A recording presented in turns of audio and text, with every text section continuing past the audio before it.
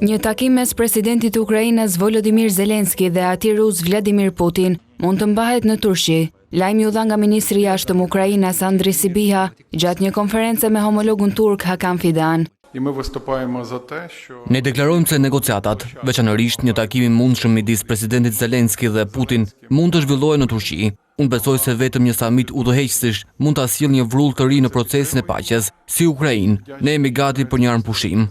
Presidenti turk Recep Tayyip Erdogan ka bërë disa herë ftesë dy liderëve të takohen në Turqi, vend që ka pritur ekipet negociuese të Kievit dhe Moskës disa herë. Ministri i jashtëm turk Hakan Fidan shprehu besimin se vazhdimi i procesit të zhvilluar përmes bisedimeve të Stambollit mbi luftën Rusi-Ukrainë do të ishte shumë i dobishëm.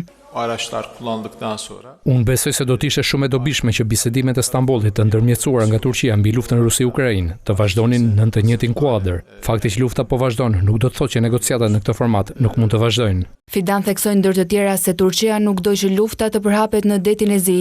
Ai e cilësoi të pajustifikueshme shënjestrimin e porteve, cisternave dhe anijeve të peshkimit në detin e Zi. Fidan tha se një nga shtyllat kryesore të çdo marrëveshje të mundshme paqeje do të ishin garancitë e sigurisë për Ukrainën nga ajri, deti dhe toka. Ministri i jashtëm turk tha se Turqia ka rënë dakord të udhëheqë komponentin detar. Turqia ka rënë dakord të udhëheqë komponentin detar dhe ne kemi një mirëkuptim të përbashkët për këtë me aleatët tanë. Përpjekje planifikimi për këtë çështje po kryen edhe nga forcat detare të vendeve përkatëse aleate.